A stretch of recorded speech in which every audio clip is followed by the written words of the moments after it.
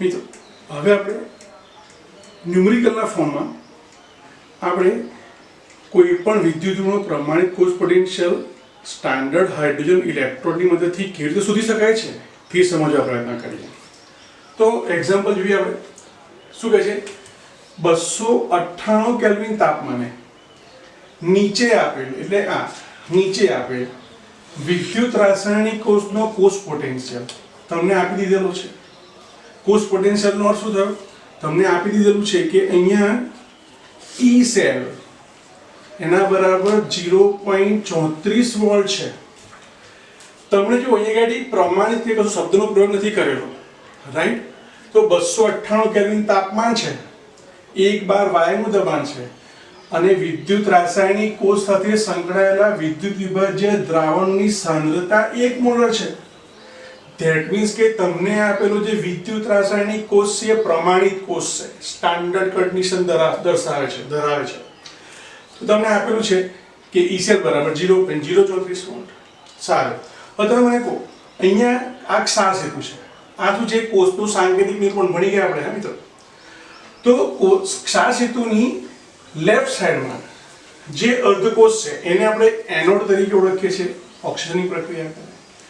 અને ક્ષાર સેતુની જમણી તરફનો જે વિદ્યુત ધ્રુવ છે અથવા અર્ધકોષ છે કેથોડ તરીકે વર્તે છે. બરાબર છે? હવે ધ્યાન આપો, પેલા સૂત્ર છે. સૂત્ર શું કહે છે? કોષ પોટેન્શિયલનું પ્રમાણિત કોષ પોટેન્શિયલની વાત કરીએ મિત્રો. પ્રમાણિત કોષ પોટેન્શિયલને આપણે ઈ નોટ સેલ વડે દર્શાવીએ છીએ. તો સૂત્ર શું છે? ઈ નોટ સેલ બરાબર ઈ નોટ રિડક્શન કેથોડ અથવા બોલાય રીપોટે ઓફ કેથોડ માઇનસ રીપોટે રિડક્શન પોટેન્શિયલ ઓફ એનોડ. હવે અહીંયા કેથોડ પર કોણ છે? તો કે Cu2+ નું દ્રાવણ છે જે Cu માં ફેરવાય છે. તો હવે જુઓ મિત્રો, આ સાઇન છે. વિદ્યુત રાસાયણિક કોષમાં એનોડ પર ઇલેક્ટ્રોન મુક્ત થાય છે માટે નેગેટિવ સાઇન લખીએ છીએ અને કેથોડમાં રિડક્શન થાય છે, નેગેટિવ ઇલેક્ટ્રિક ચાર્જ જે છે એ વપરાય છે, રિડ્યુસ થાય છે દ્રાવણ વડે, એટલે એ પોઝિટિવ સાઇન દર્શાવે છે. સારું, તો રિડક્શન કેથોડ માટે શું લખીશું? તો કે E naught Cu2+ oblique Cu minus મિત્રો એનોડ તરીકે કોણ વર્તે છે? તો કે હાઇડ્રોજન ધ્રુવ. રિડક્શનના ફોર્મમાં લખો તો શું લખાય? H+ થી H2 લખાય કે H2 થી H+ લખાય? રિડક્શન પોટેન્શિયલ, રિડક્શનનો અર્થ થાય ઓક્સિજનમાં ઘટાડો થાય, તો +1 થી 0 થાય, રાઈટ? એટલે આપણે લખીશું E0 માટે લખીશું અહીંયા H+/H2. સારું, હવે તમને ઈ નોટ સેલનું મૂલ્ય આપી દીધેલું છે. કેટલું છે? તો કે 0.34 વોલ્ટ. બરાબર છે? સારું, હાઇડ્રોજન ધ્રુવ માટે રિડક્શન પોટેન્શિયલનું મૂલ્ય કેટલું લેવાનું છે? IUPAC શું કીધું છે? 0 લેવાનું છે. તો અહીંયા આપણે 0 મૂકીશું તો આવશે શું? E not Cu2+ oblique Cu એટલે કે reduction potential of copper minus 0.0. તો આ 0 થઈ ગયું. તો અહીંયા મને જે મૂલ્ય મળ્યું Cu2+ ઓબ્લિક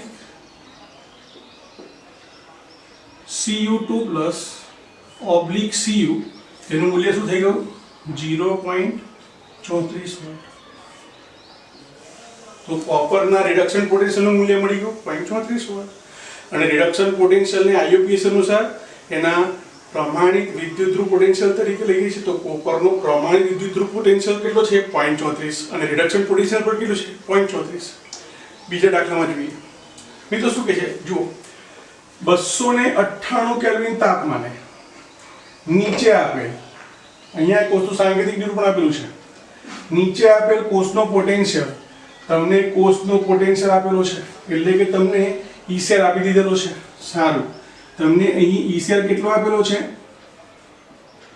2.36 વોલ્ટ.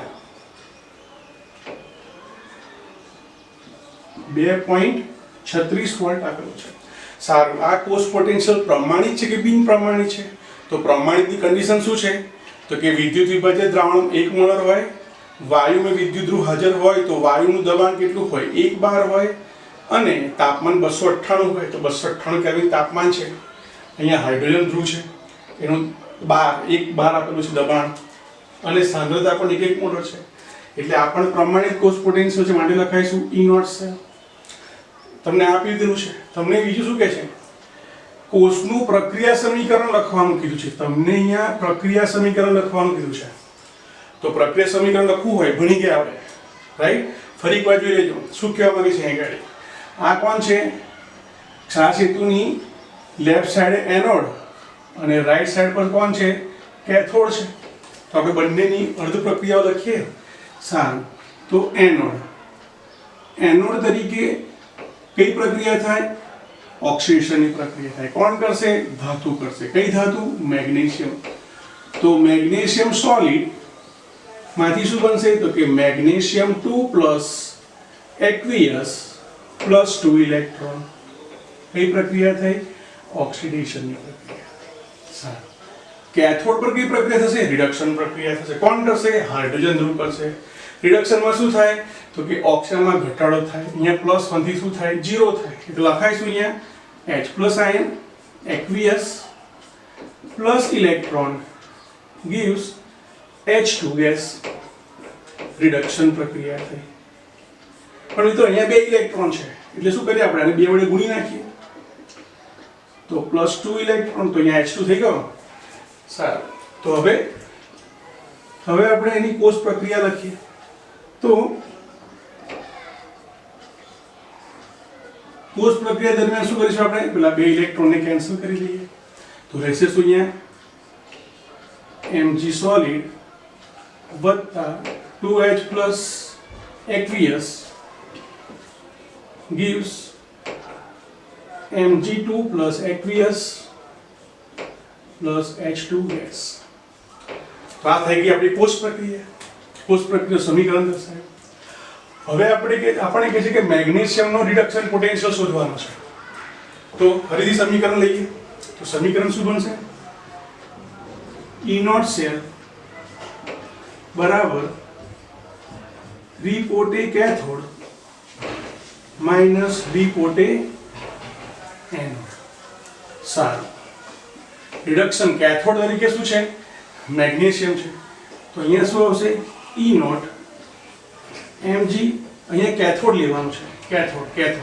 કેથોડ તરીકે કોણ છે? હાઇડ્રોજન ધ્રુવ છે. તો H plus oblique H2 minus reduction anode તરીકે કોણ છે? મેગ્નેશિયમ છે. પણ એનું રિડક્શન લખવાનું છે, તો +2 થી મેગ્નેશિયમ દર્શાવીશું આપણે.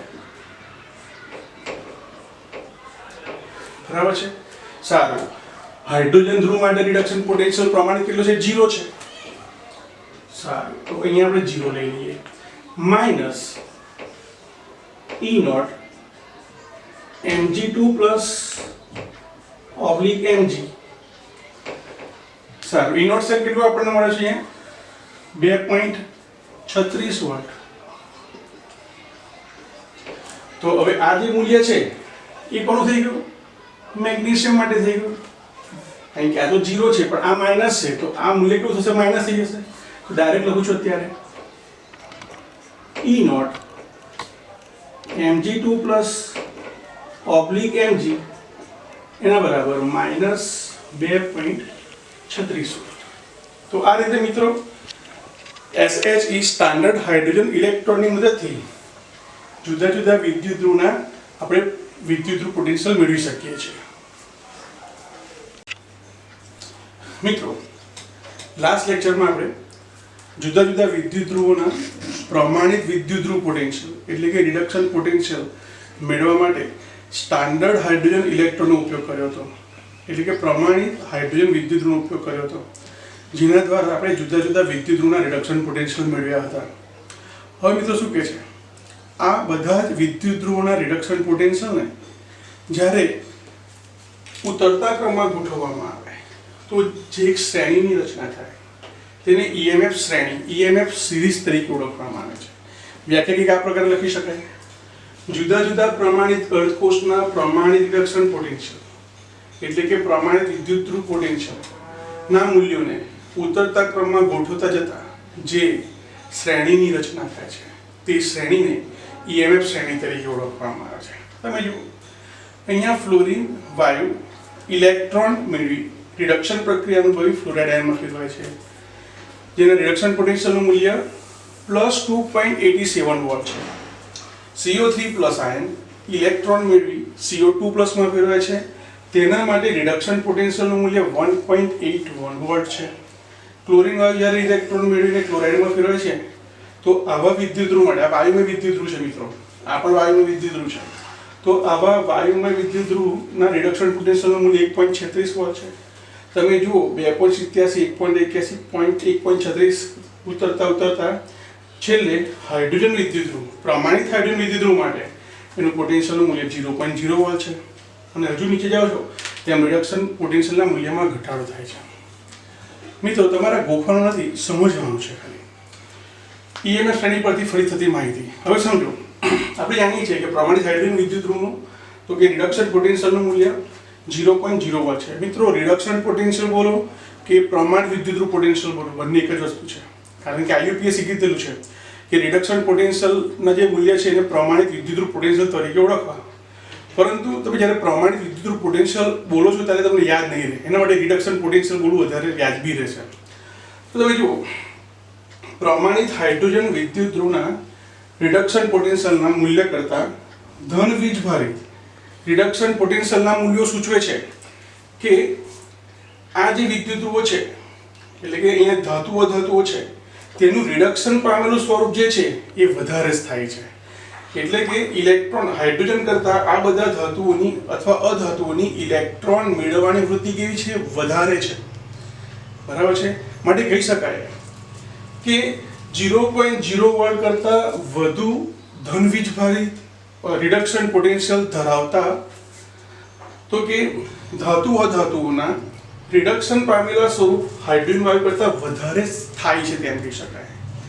તે જ પ્રમાણે પ્રમાણિત હાઇડ્રોજન ધ્રુવ કરતાં જેનું રિડક્શન પોટેન્શિયલનું મૂલ્ય 0.0 વોલ્ટ છે, તેના કરતાં ઓછા રિડક્શન પોટેન્શિયલ તમારી ટેક્સ્ટબુકમાં પેજ નંબર 71 ઉપર એક મોટી તો કે ईएमएफ શ્રેણી આપેલી છે, અહીંયા થોડું ટૂંકમાં લખ્યું છે।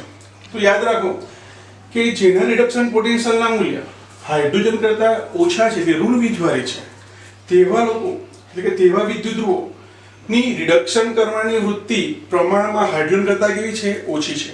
આથી ઋણ વીજભારિત વિદ્યુતધ્રુવ પોટેન્શિયલ રિડક્શન પોટેન્શિયલ ધરાવતા તો કે ઘટકોનું જે રિડક્શન પામે જે સ્વરૂપ છે એ પ્રમાણમાં હાઇડ્રોજન વાયુ કરતાં કેવું છે? ઓછું થાય છે। હવે તમે જુઓ મિત્રો, અહીંયા ફ્લોરિન સૌથી વધારે રિડક્શન પોટેન્શિયલનું મૂલ્ય ધરાવે છે, જે સૂચવે છે કે ફ્લોરિનની રિડક્શન કરવાની વૃત્તિ સૌથી વધારે છે। જેની રિડક્શન કરવાની વૃત્તિ સૌથી વધારે હોય તે બીજાનું શું કરે? ઓક્સિડેશન કરે। માટે કહી શકાય કે F2 એ પ્રબળ ઓક્સિડેશન કરતા છે। જો અહીંયા ફ્લોરિનનું પ્રમાણિત રિડક્શન પોટેન્શિયલનું મૂલ્ય કેવું છે? તો કે સૌથી વધુ છે। કેટલું છે? 2.87 વોલ્ટ છે। તેથી કહી શકાય કે F2 અણુ ફ્લોરાઇડ આયનમાં રિડક્શન પામવાનું મહત્તમ વલણ ધરાવે છે, એટલે F2 ઝડપથી ઇલેક્ટ્રોન મેળવીને F- માં રૂપાંતરિત થવાનું વલણ દર્શાવે છે। તો એના માટે ઇલેક્ટ્રોન એને બીજા પાસેથી મેળવવા પડશે, એટલે બીજા પાસેથી ઇલેક્ટ્રોન ખેંચવાની વૃત્તિ ધરાવશે, એટલે કે પ્રબળ ઓક્સિજન કરતા તરીકે વધશે। પણ F- ની વાત કરીએ તો F- માં અષ્ટકના નિયમનું પાલન થાય છે। એની પાસે 8 ઇલેક્ટ્રોન થઈ ગયા છે, સૌથી નાનું પરમાણુ છે, એની વિદ્યુતતા સૌથી વધારે છે, એટલે એ ઇલેક્ટ્રોન મુક્ત કરવાની વૃત્તિ કેવી ધરાવે છે? ઓછી ધરાવે છે। એટલે બીજાનું રિડક્શન કરવાની વૃત્તિ કેવી ધરાવે છે? ઓછી ધરાવે છે। માટે કહી શકાય કે ફ્લોરાઇડ આયન સૌથી નિર્બળ રિડક્શન કરતા છે। મિત્રો ईएमएफ શ્રેણીમાં સૌથી નીચે જાઓ તો લિથિયમ છે, Li+ plus electron gives Li। એનો અર્થ શું થયો? તો કે એનું મૂલ્ય કેટલું છે? -3.05 વોલ્ટ છે। એટલે કે લિથિયમ રિડક્શન પોટેન્શિયલનો અર્થ રિડક્શન પામવાની વૃત્તિ, તો એનો અર્થ એવો થયો કે લિથિયમ પ્લસ રિડક્શન પ્રક્રિયા કરવાની વૃત્તિ ધરાવતો નથી, કારણ કે એનું મૂલ્ય કેવું છે? ખૂબ જ નેગેટિવ છે। તો જુઓ અહીંયા લિથિયમનું રિડક્શન પોટેન્શિયલનું મૂલ્ય સૌથી ઓછું છે। આથી કહી શકાય કે લિથિયમ ઇલેક્ટ્રોન મેળવવાની વૃત્તિ ધરાવતો નથી, એટલે કે લિથિયમ રિડક્શન કરવાની વૃત્તિ ધરાવતો નથી। માટે લિથિયમ એ લિથિયમ શું થશે તો કે લિથિયમ ધાતુ એ સૌથી પ્રબળ રિડક્શન કરતા છે. કેમ? લિથિયમ ધાતુ જે છે એ ઇલેક્ટ્રોન મુક્તકરણની વૃત્તિ દર્શાવે છે, પણ લિથિયમ આયન ઇલેક્ટ્રોન મેળવવાની વૃત્તિ દર્શાવતો નથી. લિથિયમ ઇલેક્ટ્રોન મુક્તકરણની વૃત્તિ સૌથી વધારે દર્શાવે છે. કેમ? તો કે આનું ઓક્સિજન પોટેન્શિયલનું મૂલ્ય જુઓ તો આનું ઊંધું થઈ જશે. રિડક્શન કોઈ પણ વિદ્યુત ધ્રુવના કોઈ પણ ધાતુના રિડક્શન પોટેન્શિયલ અને ઓક્સિજન પોટેન્શિયલના મૂલ્ય કેવા છે? એક સમાન છે, પરંતુ ચિહ્ન કેવું છે? વિરુદ્ધ જોવા મળે. તો આ રિડક્શન પોટેન્શિયલ છે, એને ઉલટાઈ નાખો તો lithium gives lithium plus electron, તો ત્યારે મૂલ્ય પ્લસ 3.05 થઈ જશે. તો લિથિયમનું ઓક્સિજન પોટેન્શિયલનું મૂલ્ય 3.05 છે, એટલે કે લિથિયમ સૌથી વધારે ઇલેક્ટ્રોન મુક્તકરણની વૃત્તિ દર્શાવે છે, માટે લિથિયમ પ્રબળ ઓક્સિડેશન કરતા છે. જો લિથિયમ ધાતુ ક્યાં છે તો કે લિથિયમ ધાતુ જલીય દ્રાવણમાં સૌથી વધારે રિડક્શન કરતા છે, કારણ કે પોતે ઓક્સિજન આપે છે, પોતે ઇલેક્ટ્રોન મુક્ત કરે છે, તો બીજાને શું કરે છે? ઇલેક્ટ્રોન આપે છે, માટે લિથિયમ પ્રબળ રિડક્શન કરતા છે. જ્યારે Li+ માટે તો કે રિડક્શન પોટેન્શિયલનું મૂલ્ય ઋણ છે, જે દર્શાવે છે કે લિથિયમ પ્લસ આયન રિડક્શન પામવાની વૃત્તિ દર્શાવતું નથી. લિથિયમ આયન રિડક્શન કરવાની વૃત્તિ દર્શાવતું નથી. બરાબર છે? આગળ જોઈએ તો એના પછીનો મુદ્દો જોઈએ તો વિદ્યુત ધ્રુવ પરથી આપણે કહી શકાય કે કોની ઓક્સિજન કરવાની વૃત્તિ વધારે છે, કોની રિડક્શન કરવાની વૃત્તિ વધારે છે. તમે જ્યારે વિદ્યુત રાસાયણિક કોષની રચના કરતા હોય અને તમે કોઈ બે વિદ્યુત ધ્રુવ લીધા, ધારો કે તમે લીધું ડેનિયલ સેલની વાત કરીએ તો ડેનિયલ સેલમાં આપણે કોપર લઈએ છીએ, ઝિંક લઈએ છીએ, તો ઝિંકના રિડક્શન પોટેન્શિયલનું મૂલ્ય માઇનસ છે, જ્યારે Cu2+ એટલે કોપરના રિડક્શન પોટેન્શિયલનું મૂલ્ય કેટલું છે? +0.34 છે. તો જેનું રિડક્શન પોટેન્શિયલ વધારે રિડક્શન કરે એટલે કેથોડ તરીકે વર્તે, અને જેનું રિડક્શન પોટેન્શિયલ ઓછું હોય તે ઓક્સિજન એટલે કે એનોડ તરીકે ઓક્સિજન કરવાની વૃત્તિ દર્શાવશે. આમ વિદ્યુત રાસાયણિક કોષની અંદર તો કે વિદ્યુત રાસાયણિક કોષની અંદર કયો વિદ્યુત ધ્રુવ એનોડ તરીકે વર્તે અને કયો કેથોડ તરીકે વર્તે તે પણ જાણી શકાય છે. એટલું જ નહીં, આપણને સૂત્ર ખબર છે કે E0 સેલ બરાબર શું થાય? Reduction potential cathode minus reduction potential anode. આપણે સૂત્ર ભણ્યા આપણે શું તો કે E0 સેલ બરાબર E0 reduction cathode minus E0 reduction anode. તો તમે વિદ્યુત ધ્રુવના કેથોડ અને એનોડના રિડક્શન પોટેન્શિયલના મૂલ્ય તમે આ મૂકી દો તો તમને પ્રમાણિત કોષ પોટેન્શિયલ મળી જાય. ઉપરાંત મિત્રો આપણે ધોરણ 11 ભણી ગયા કે કોપર સલ્ફેટના દ્રાવણમાં ઝિંક ધાતુને ડુબાડવામાં આવે તો દ્રાવણમાં રહેલ Cu2+ આયન ઝિંક પર જમા થાય છે, પણ ઝિંક સલ્ફેટના દ્રાવણમાં કોપરના સલ્ફેટને ડુબાડવામાં તો પ્રક્રિયા થતી નથી. એ જ પ્રકારે જ્યારે સિલ્વર નાઇટ્રેટના દ્રાવણમાં કોપરને ડુબાડવામાં આવે છે ત્યારે પ્રક્રિયા થાય છે. તો એનો અર્થ શું થયો તો કે કોઈ પણ વિદ્યુત વિભાજ્ય દ્રાવણમાં રહેલ ધાતુ આયનને જ્યારે તમારે કોઈ ધાતુના સળિયા પર ડિપોઝિટ કરવી હોય તો તેમાં કઈ ધાતુનો સળિયા તરીકે ઉપયોગ કરવાથી તે પ્રક્રિયા થશે, એટલે કે રેડોક્સ પ્રક્રિયા થશે, તે જાણી શકાય છે. આમ EMF શ્રેણી પરથી આપણે આવી માહિતી પ્રાપ્ત થાય છે. હવે આપણે વિદ્યુત રાસાયણિક કોષનો પ્રમાણિત કોષ પોટેન્શિયલ શોધવા માટેનો આપણે થોડો અભ્યાસ કરીએ. તો એના માટે કેટલીક બાબતોને તમારે ધ્યાનમાં રાખવી પડશે. સૌપ્રથમ તો તમારે જ્યારે આવો કોઈ દાખલો પૂછ્યો હોય કે પ્રમાણિત કોષ પોટેન્શિયલ શોધો તો તમારે સૌપ્રથમ નક્કી કરવું પડશે કે તમને આપેલો વિદ્યુત રાસાયણિક કોષ શું પ્રમાણિત અવસ્થામાં છે ખરો. તો પ્રમાણિત અવસ્થા નક્કી કરવા માટેના 3 મુદ્દા હતા. નંબર 1 શું કહે છે તો કે વિદ્યુત વિભાજ્ય દ્રાવણની સાંદ્રતા. વિદ્યુત રાસાયણિક કોષમાં બંને અર્ધકોષોની અંદર રહેલા વિદ્યુત વિભાજ્ય દ્રાવણની સાંદ્રતા કેટલી હોવી જોઈએ તો કે 1 મોલર હોવી જોઈએ. જો વિદ્યુત રાસાયણિક કોષમાં કોઈ એક ઓછામાં ઓછા કોઈ એક તરફ જો પ્રમાણિત હાઇડ્રોજન એટલે કે વાયુમાં વિદ્યુત ધ્રુવ હોય તો ત્યારે તેમાં જે વાયુ છે એ વાયુનું દબાણ 1 બાર છે તો કે હા છે, તો એ પ્રમાણિત અર્ધકોષ છે તેમ કહી શકાય. અને તાપમાન 298 કેલ્વિન હોય તો આપેલ વિદ્યુત રાસાયણિક કોષ પ્રમાણિત વિદ્યુત રાસાયણિક કોષ છે તેમ કહેવાય. તો સૌપ્રથમ તમારે આ 3 વસ્તુ જોવાની છે. જો તમે સીધે સીધું આપ્યું કે પ્રમાણિત કોષ પોટેન્શિયલ શોધો તો કોઈ વાંધો નથી, પણ તમને ખાલી કીધું હોય કે નીચે આપેલ વિદ્યુત રાસાયણિક કોષનો પોટેન્શિયલ શોધો તો તમારે નક્કી કરવું પડશે કે આપેલ વિદ્યુત રાસાયણિક કોષ પ્રમાણિત છે કે નહીં. તો તમે આ 3 પરથી પ્રમાણિત કોષ છે કે નહીં તે નક્કી કરી શકશો. ત્યાર પછીથી તમને ન્યુમેરિકલની અંદર જો કોષ પ્રક્રિયા આપેલી હોય કોષ પ્રક્રિયા એટલે શું? એનોડ અને કેથોડનો સરવાળો કરીને જે પ્રક્રિયા આપેલી હોય તો ત્યારે, અથવા તમને કોષનું સાંકેતિક નિરૂપણ આપેલું હોય. અહીંયા આપણે લખીએ કોષ પ્રક્રિયા નહીં લખતા, આપણે કોષનું સાંકેતિક નિરૂપણ જો આપેલ હોય તો સાંકેતિક નિરૂપણ એટલે કે આ કોષનું સાંકેતિક નિરૂપણ છે જો, તો એમાં જે લેફ્ટ હેન્ડ સાઈડ નો જે પોર્શન છે એ એનોડ તરીકે વર્તે અને રાઈટ હેન્ડ સાઈડ નું છે કેથોડ તરીકે વર્તે. તો યાદ રાખવાનું કે કોષના સાંકેતિક નિરૂપણની અંદર જો LHS જે છે એ શું હશે? તો કે એનોડ તરીકે વર્તતી હશે અને જે રાઈટ હેન્ડ સાઈડ જમણી બાજુનો જે અર્ધકોષ છે એ કેથોડ છે તેમ કહી શકાય. આગળ શું કહે છે? તમને કેટલીક વખત બંને વિદ્યુત ધ્રુવના, તો કે તમને વિદ્યુત ધ્રુવ પોટેન્શિયલ આપેલા હશે. અહીંયા જુઓ, આ વિદ્યુત ધ્રુવ પોટેન્શિયલ છે. તમને કોષનું સાંકેતિક નિરૂપણ નહીં આપેલું હોય, તમને કોષનું સાંકેતિક નિરૂપણ નહીં આપેલું હોય તો તે વખતે તમારે નક્કી કરવું પડશે કે કયો એનોડ છે ને કયો કેથોડ છે. તો તેના માટે શું ધ્યાનમાં લઈશું આપણે? તો કે સૌપ્રથમ તો શું કરીશું? જો તમને બંને વિદ્યુત ધ્રુવના પોટેન્શિયલ આપેલા હોય તો તમારે નક્કી કરવું પડશે કે એ રિડક્શન પોટેન્શિયલ છે કે ઓક્સિડેશન પોટેન્શિયલ છે. જો અહીંયા ઓક્સિજનમાં શું થાય છે? ઘટાડો થાય છે એટલે રિડક્શન પોટેન્શિયલ છે. અહીંયા પણ +2 થી 0 ઘટાડો થાય છે એટલે કે રિડક્શન થાય છે એટલે કે રિડક્શન પોટેન્શિયલ છે.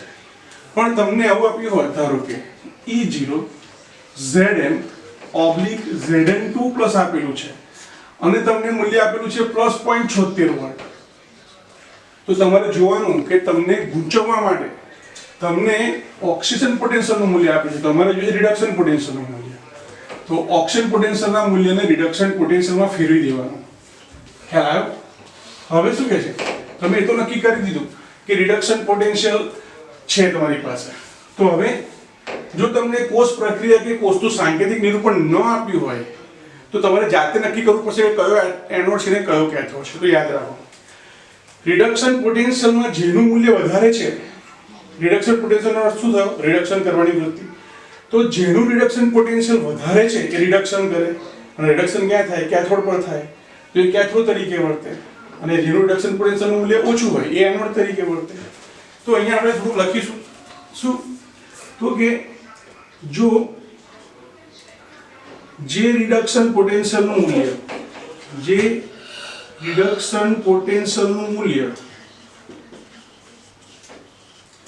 વધુ હોય તે કેથોડ તરીકે વર્તે એટલે કે લેફ્ટ હેન્ડ સાઈડ તરીકે વર્તે અને જેનું મૂલ્ય રિડક્શન પોટેન્શિયલનું મૂલ્ય ઓછું હોય તે એનોડ તરીકે વર્તશે એટલે કે રાઈટ હેન્ડ સાઈડ પર જોવા મળશે. સારું, છેલ્લો મુદ્દો તો જ્યારે ભણશું ત્યારે ખ્યાલ આવશે, પણ યાદ રાખો શું કહે છે કે કેથોડ અને એનોડ પર જે રિડક્શન અને ઓક્સિજન પ્રક્રિયા થાય છે તેની અંદર જો કોઈ મૂલ્ય વડે ગુણવામાં આવે, 2 કે 3 વડે કે 4 અંક વડે ગુણવામાં આવે, તેમ છતાં પણ રિડક્શન પોટેન્શિયલ કે ઓક્સિજન પોટેન્શિયલના રિડક્શન પોટેન્શિયલના મૂલ્યમાં આપણે એને ગુણવાના નથી.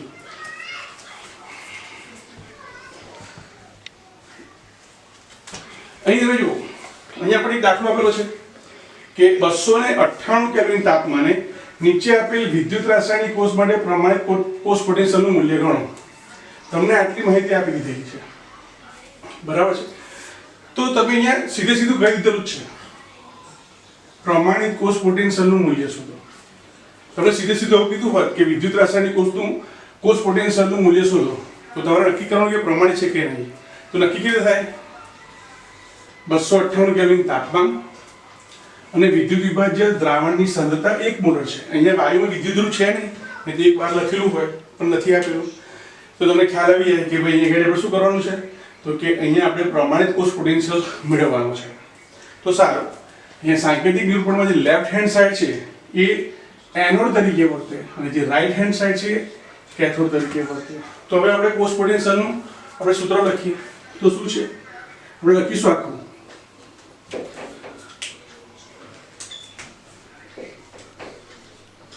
પ્રમાણિત કોષ પોટેન્શિયલ આપણે એટલા માટે લખીશું કે આપણે થોડું યાદ રહે. E નોટ સેલ બરાબર E naught reduction cathode minus E naught reduction anode. હવે તમારે જોવાનું કે રિડક્શન અહીંયા તમને જે પોટેન્શિયલના મૂલ્ય આપ્યા છે એ કેવા છે. અહીંયા કેથોડ તરીકે કોણ છે? કોપર છે. એનોડ તરીકે કોણ છે? ઝિંક છે. તો આપણે એક વખત લખીશું આપણે રિડક્શન લખાય કેવી રીતે તો કે વધારે ઓક્સિડાઇઝમાંથી ઓછો ઓક્સિડાઇઝ લખવો પડે એટલે અહીંયા લખાઈશું E naught Cu2+/Cu cathode anode પર તો કે રિડક્શનમાં તો લખાઈશું Zn+2 થી Zn એટલે માઈનસ E નોટ Zn2+/Z. હવે તમે જુઓ એના મૂલ્યો તમે જુઓ રિડક્શન પોટેન્શિયલના જ છે. જો ઓક્સિજન પોટેન્શિયલ આપ્યો હોત તો આપણે રૂપાંતરિત કરત આપણે સાઇન બદલીને, પણ એ તો આપણે જ આપેલા છે. તો Cu2+ નું મૂલ્ય કેટલું છે? 0.34 વોલ્ટ માઇનસ ઝિંક માટે રિડક્શન પોટેન્શિયલનું મૂલ્ય કેટલું છે? -0.76 વોલ્ટ. માઇનસ માઇનસ પ્લસ થશે તો +0.76 વત્તા +0.34 એટલે એનું મૂલ્ય મળશે 1.10 વોલ્ટ. આ રીતે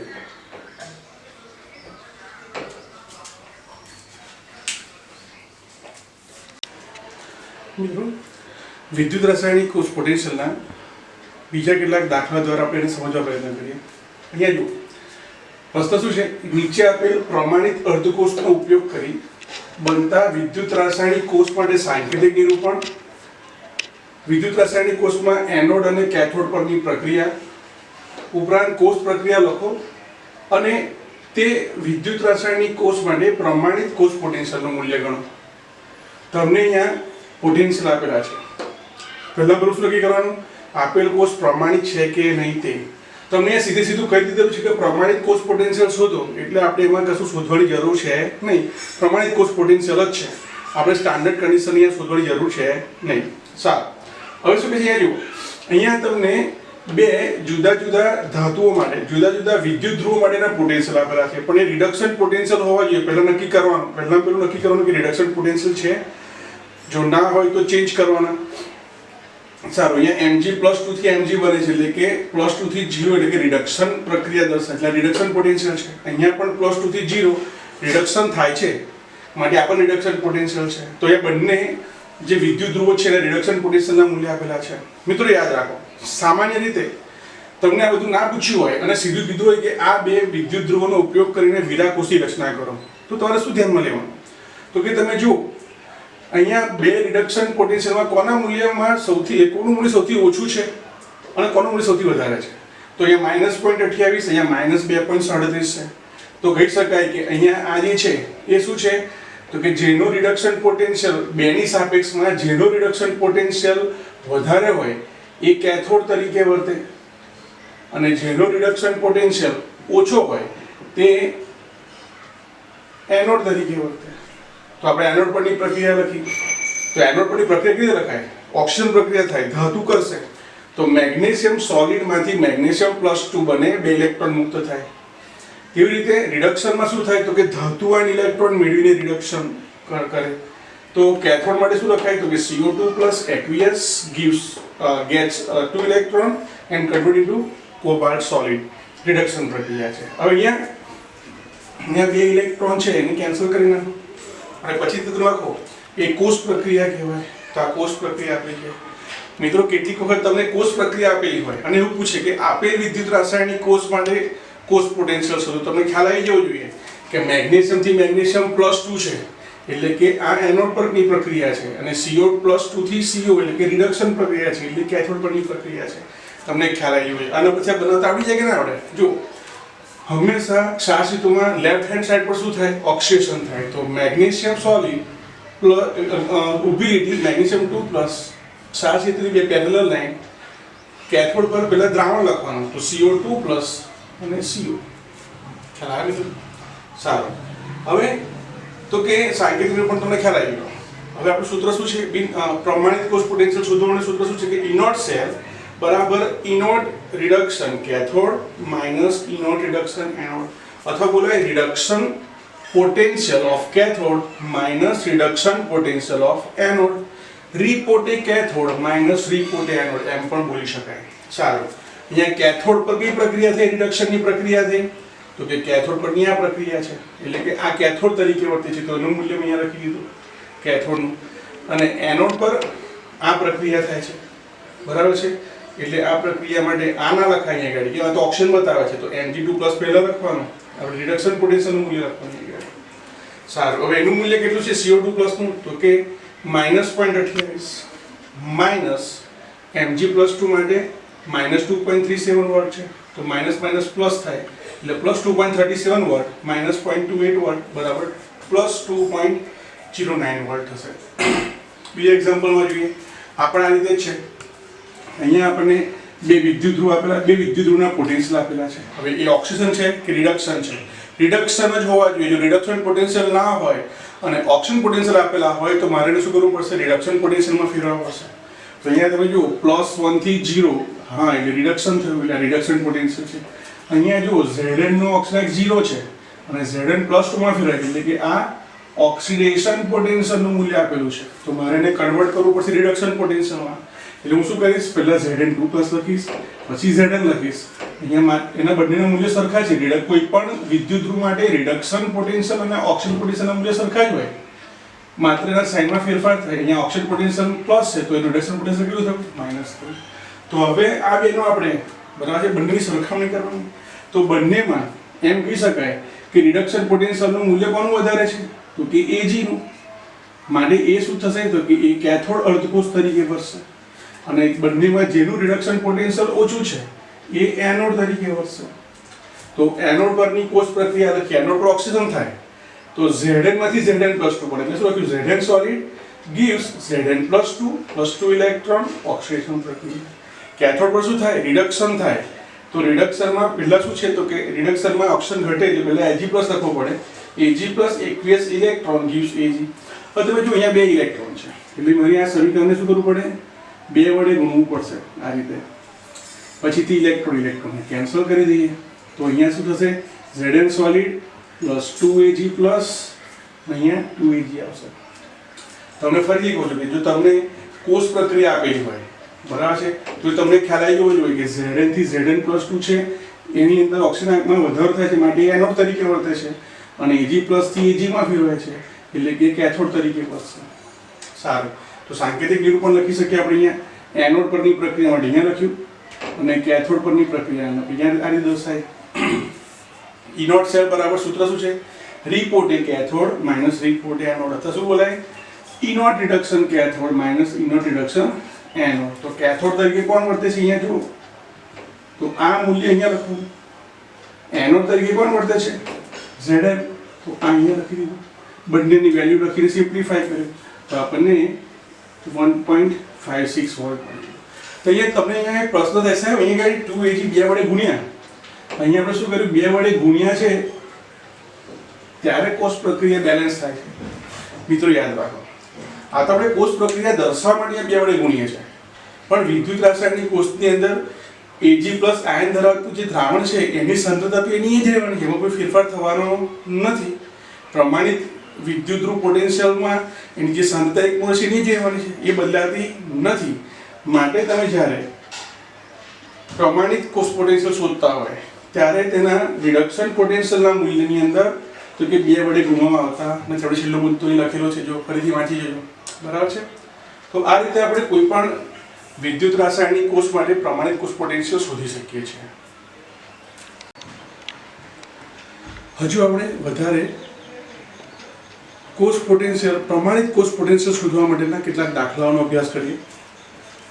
અહીંયા તમને આપેલું છે કે અહીંયા તમારી પાસે 2 વિદ્યુત ધ્રુવ પોટેન્શિયલ છે અને આ પોટેન્શિયલનો ઉપયોગ કરીને તમારે વિદ્યુત રાસાયણિક કોષની રચના કરવાની છે અને એમાં એનો પ્રમાણિત કોષ પોટેન્શિયલ શોધવાનું છે.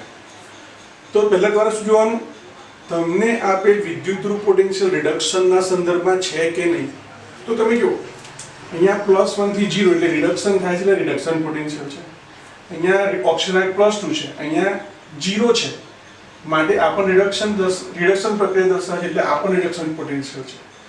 તો અહીં બંને રિડક્શન પોટેન્શિયલ આપેલા છે તમને પૂછવા માટે ક્યારેક આવું પણ કરી શકે, Cu આગળ આપે, Cu2+ પાછળ આપે, અહીંયા -0.34 આપે, તો ત્યારે તમારે એવા ઓક્સિજન પોટેન્શિયલને રિડક્શન પોટેન્શિયલમાં ફેરવવા પડે, અને ફેરવવા માટે જે મૂલ્ય છે એ જ રાખવાનું, માત્ર એની સાઇનમાં ફેરફાર થાય. એટલે કે જો તમે અહીંયા E0 Cu/Cu2+ હોત, એટલે કે Cu/Cu2+ હોત, તો ત્યારે તમને -0.34 વોલ્ટ આપેલું હોય, તો તમારે જોવાનું કે અહીંયા 0 થી +2 ઓક્સાઇડમાં બેનો વધારો થાય છે, એટલે ઓક્સિજન પ્રક્રિયા માટેનો પોટેન્શિયલ છે, તો તમારે રિડક્શનમાં ફેરવવો પડે, રિડક્શન પોટેન્શિયલમાં. તો મૂલ્ય એનું જ રહે, માત્ર એને સાઇન બદલાય, બાકી બધું એનું એ જ રહેશે. અહીંયા તો બંને રિડક્શન પોટેન્શિયલ તમને આપી દીધેલા છે. તો હવે રિડક્શન પોટેન્શિયલ, બંને રિડક્શન પોટેન્શિયલ પૈકી જેનો રિડક્શન પોટેન્શિયલ વધારે રિડક્શન કરે અને જેનો રિડક્શન પોટેન્શિયલ ઓછો હોય એ એનોડ તરીકે વર્તે. તો અહીંયા +0.34 વોલ્ટ છે અને અહીંયા 0.80 વોલ્ટ છે. તો સિલ્વરનો રિડક્શન પોટેન્શિયલ રિપોર્ટ કેવો છે? વધારે છે, એટલે એ કેથોડ તરીકે વર્તશે અને કોપર એનોડ તરીકે વર્તશે. હવે આપણે પ્રમાણિત કોષ પોટેન્શિયલનું સૂત્ર મૂકીએ. આપણે સીધી જ પ્રક્રિયા કરીશું. એનોડ પરની પ્રક્રિયા, કેથોડ પરની પ્રક્રિયા, કોષ પ્રક્રિયા, સાંકેતિક નિરૂપણ, એ બધું હવે આપણને સમજ પડી ગઈ છે. સીધું જ આપણે પ્રમાણિત કોષ પોટેન્શિયલ શોધવા માટે બરાબર સીધું સૂત્ર મૂકીશું. તો સૂત્ર શું છે? E0 સેલ બરાબર E0 રિડક્શન કેથોડ અથવા reduction potential of cathode minus reduction potential anode. સારું, કેથોડ તરીકે કોણ છે? સિલ્વર છે. તો મારે આ મૂલ્ય લેવું પડશે. તો હું લખીશું E0 Ag+/Ag minus E0 anode તરીકે કોણ છે? કોપર છે. તો Cu2+/Cu. હવે એના મૂલ્ય લખીએ આપણે. તો સિલ્વર માટેનું મૂલ્ય છે 0.80 વોલ્ટ માઇનસ કોપર માટે કેટલું છે? તો કે +0.34 વોલ્ટ.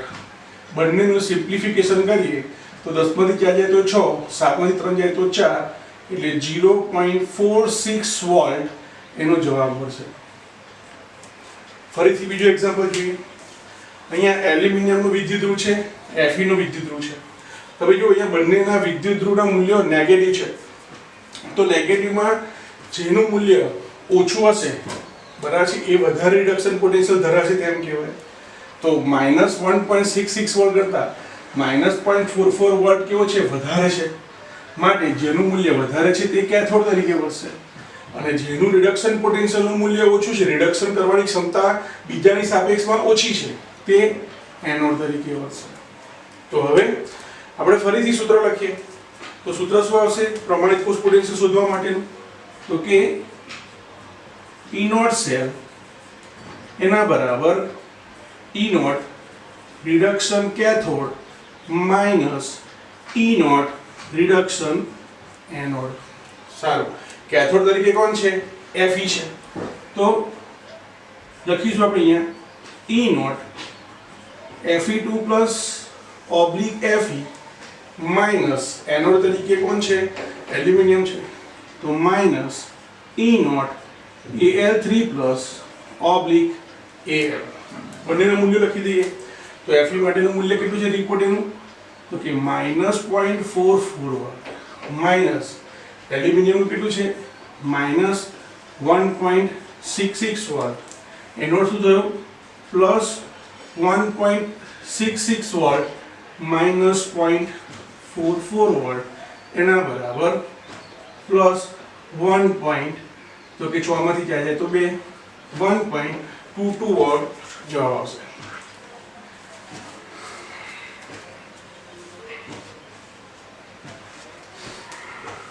બીજો ક્વેશ્ચન જોઈએ.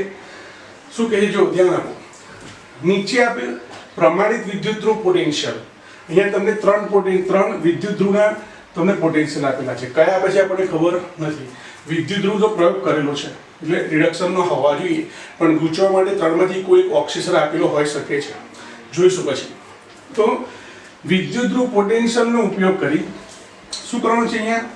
તો કે એવા વિદ્યુત રાસાયણિક કોષની રચના કરવાની છે કે જેના કોષ પોટેન્શિયલનું મૂલ્ય કાં તો મેક્સિમમ થાય કાં તો મિનિમમ થાય, બરાબર છે, એવા કોષની રચના કરવાની છે અને એનું સાંકેતિક નિરૂપણ અને ઈ નોટ સેલ એનો પ્રમાણિત કોષ પોટેન્શિયલ શોધવાનો છે.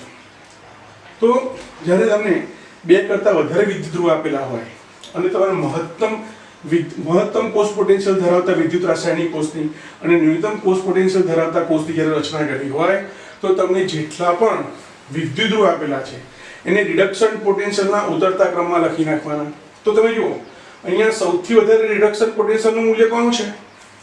તો કે +0.80 સૌથી વધારે મૂલ્ય છે. એટલે હું લખી દઉં અત્યારે E naught Ag plus oblique Ag એનું મૂલ્ય કેટલું છે? તો કે +0.80 વોલ્ટ. એના પછીથી તો કે -0.45 એ આના કરતાં કેવું છે કે વધારે મૂલ્ય ધરાવે છે. તો બીજા નંબરનો વિદ્યુત ધ્રુવ કયો છે અહીંયા ગાડી?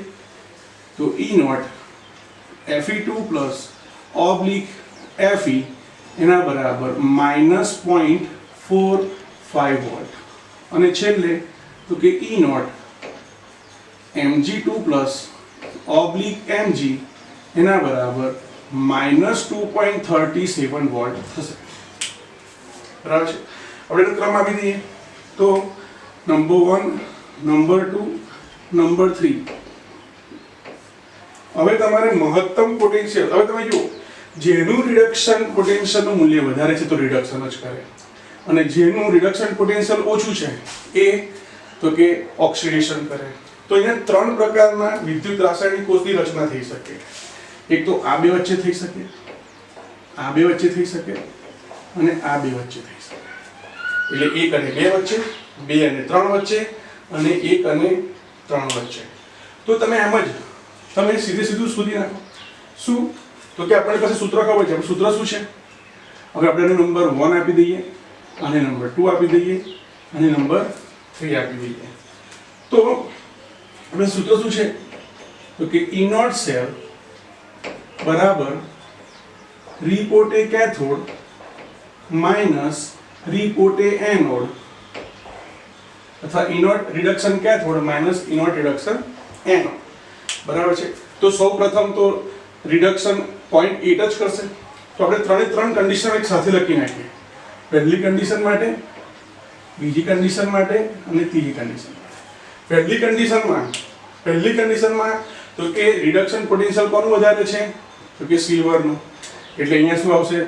તો કે આને પહેલા લઈએ આપણે તો અહીંયા લખી દઈએ આપણે 0.80.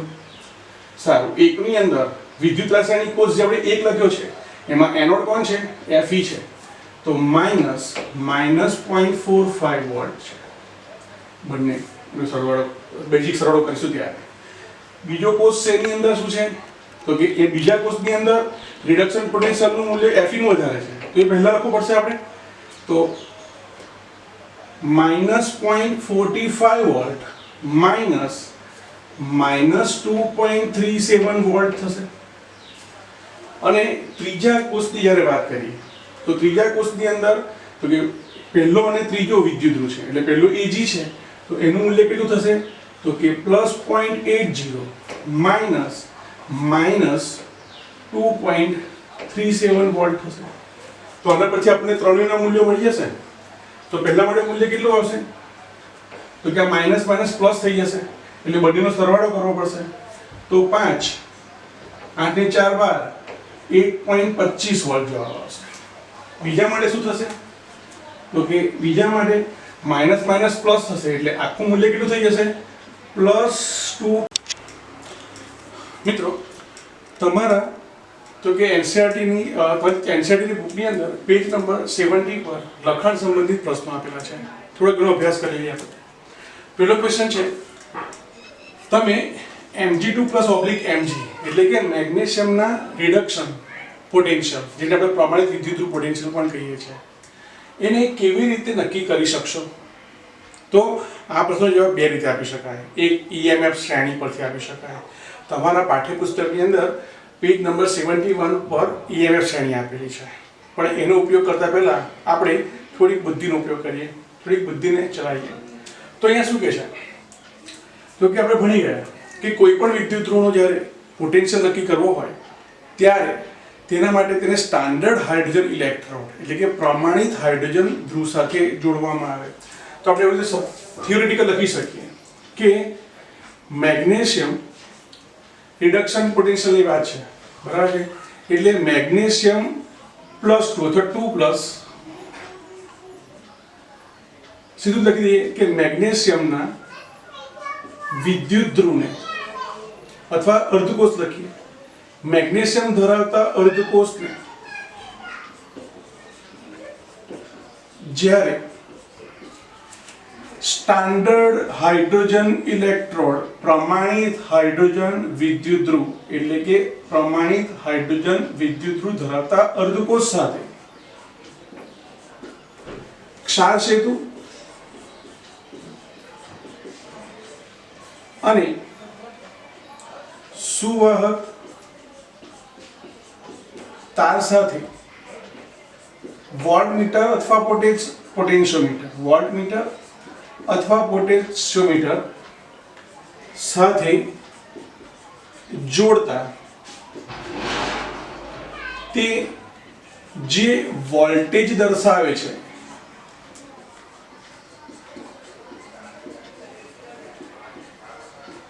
બરાબર છે, તેના આધારે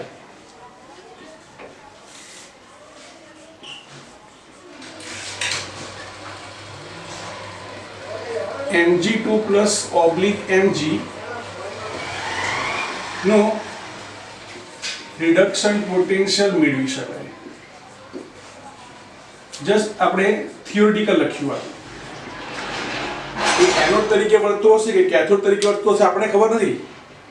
જો પોટેન્શિયોમીટરની અંદર બરાબર છે જે મૂલ્ય મળશે એની પરથી આપણે નક્કી કરી શકીશું. હવે ધ્યાન આપો, અહીંયા EMF શ્રેણીનો ઉપયોગ કરીએ આપણે. EMF શ્રેણીમાં તમે જોશો તો મેગ્નેશિયમનું રિડક્શન પોટેન્શિયલનું મૂલ્ય આપેલું છે એ લગભગ 2.37 વોલ્ટની આસપાસ છે. તમે પેજ નંબર 71 પર જોઈ શકો છો. થોડી ઘણી ચેન્જ હોઈ શકે છે પણ આશરે 2.37 વોલ્ટ જોવા મળે છે. જ્યારે પ્રમાણિત હાઇડ્રોજનનો તો કે વિદ્યુત ધ્રુવ પોટેન્શિયલ અથવા રિડક્શન પોટેન્શિયલ બરાબર છે 0.00 વોલ્ટ છે. તો તમને એના પરથી જ ખબર પડી જાય કે આ છે એ શું થશે, રિડક્શન પોટેન્શિયલ જેનો વધારે છે એ કેથોડ તરીકે વર્તશે, જેનો ઓછો છે એ એનોડ તરીકે વર્તશે. તો હવે આપણે સૂત્રની અંદર પ્રમાણિત કોષ પોટેન્શિયલનું સૂત્ર E0 છે બરાબર રીપોર્ટે કેથોડ માઈનસ રીપોર્ટે એનોડ માં આપણે કિંમત મૂકીએ તો રિડક્શન કેથોડ તરીકે કોણ છે, મેગ્નેશિયમ છે, બરાબર છે. તો એનું મૂલ્ય 2.37 વોલ્ટ આવે છે, જ્યારે રિડક્શન એનોડ માટે 0 છે, બરાબર. જેના પરથી આપણે કહી શકીએ કે તમારું જે પોટેન્શિયોમીટર તમે જે ઉપયોગમાં લીધો છે તો વોલ્ટમીટર જે લીધો છે એની અંદર મૂલ્ય કેટલું બતાવશે, 2.37 વોલ્ટ બતાવશે, બરાબર છે. તો આપણે એમ કહી શકીએ થિયોરિટિકલ લખ્યા પછી આપણે કહી શકીએ કે અહીંયા જે રિડક્શન પોટેન્શિયલ મળશે વોલ્ટમીટરની મદદથી જે વોલ્ટેજ મળશે કેટલો હશે, 2.37 વોલ્ટ હશે. હાઇડ્રોજનનો 0 થશે, અહીંયા હાઇડ્રોજન માટે 0 થશે કારણ કે હાઇડ્રોજન એનોડ તરીકે વર્તે છે, માટે 2.37 નું જે મૂલ્ય આવશે એ કોનું હશે, તો કે મેગ્નેશિયમ ધાતુ માટે હશે, બરાબર. આ ફક્ત સમજવા માટેનો પ્રશ્ન છે. બીજો ક્વેશ્ચન જોઈએ.